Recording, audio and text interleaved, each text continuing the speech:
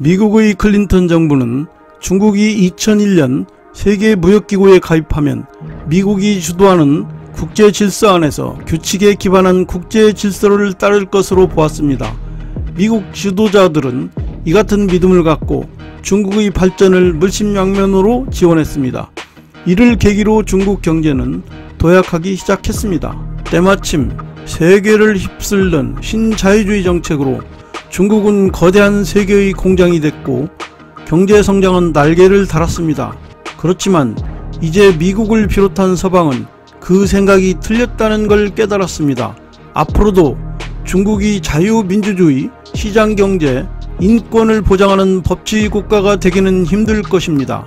물론 2001년 중국의 WTO 가입은 다른 회원국에 더 많은 무역과 투자의 기회를 제공하여 세계 경제 성장에 기여한 바가 큽니다.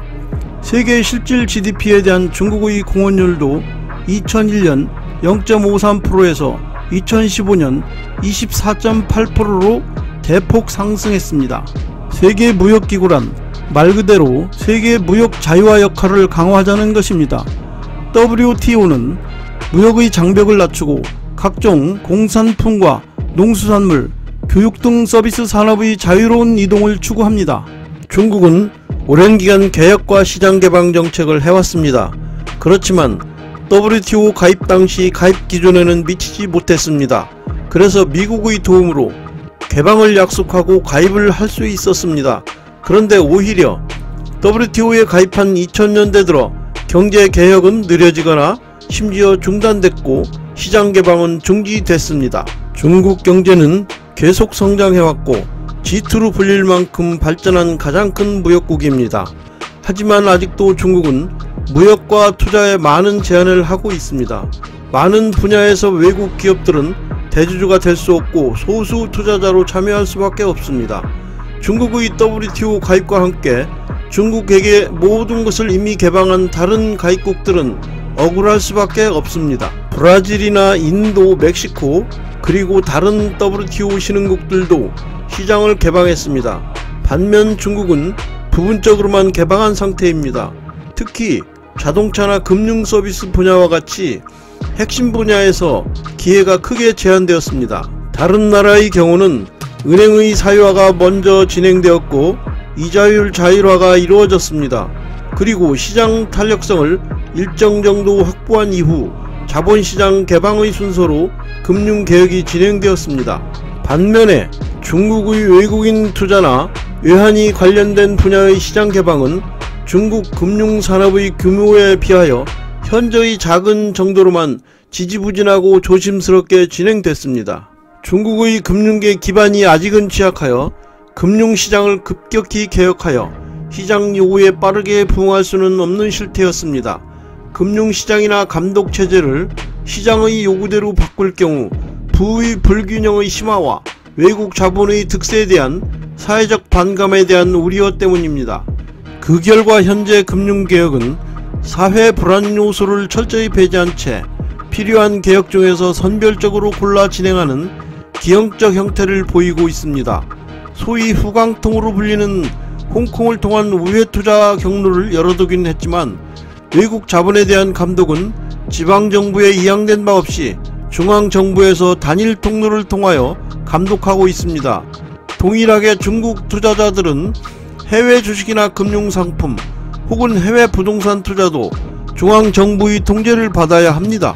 그들은 개혁 개방을 말하긴 했지만 미국이 원하는 방식이 아니었습니다.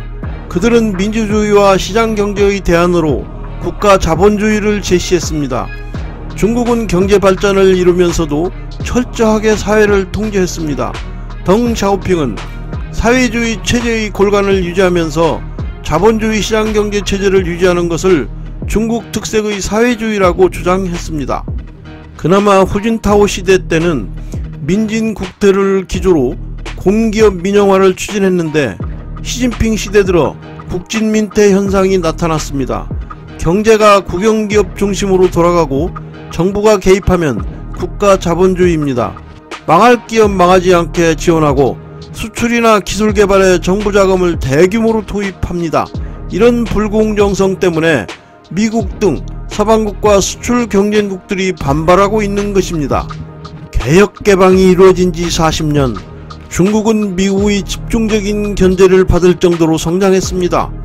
중국의 GDP는 2007년에 독일을 추월했고 2010년에 일본을 추월했습니다. 일본이 1968년 독일을 제치고 제2위 경제 대국으로 올라선 지 40여 년 만입니다. 이제 더 이상 중국은 세계의 공장에 머물러 있지 않았습니다. 중국은 거대 소비시장으로 급부상하며 세계 경제의 판도를 바꾸어 놓았습니다. 반면에 그들은 아직도 WTO 가입 당시의 개방에 대한 약속을 지키지 않고 있습니다. 중국과 서방의 갈등은 여기에서 시작됐습니다.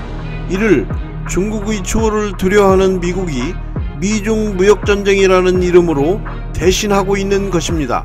중국의 WTO 가입 의정서 제15조는 중국 수출상이 스스로 시장경제의 지위를 증명하지 못할 경우 가입 후 15년 동안 중국 수출품에 대한 반덤핑 조사 시 덤핑폭 산정 기준으로 중국의 국내 가격이 아닌 제3국의 가격을 적용할 수 있도록 규정되어 있습니다.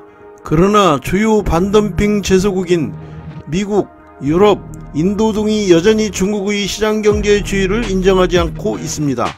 시장경제의 지위를 인정받지 못하면 실제 수출국인 중국의 가격이나 생산 비용은 전혀 참조되지 않기 때문에 고율의 반덤핑 관세가 부과될 가능성이 커지게 됩니다. 중국의 수출 경쟁력에 악영향을 미칠 것은 자명한 일입니다. 미중 무역전쟁이 관세전쟁을 거쳐 기술전쟁, 금융전쟁, 환율전쟁으로 비화되어버린 지금은 더욱 그러합니다. 무역전쟁은 이제 중국과 미국이 미래를 놓고 치열하게 다투는 패권전쟁으로 변했습니다. 세계의 앞날이 걱정스럽습니다.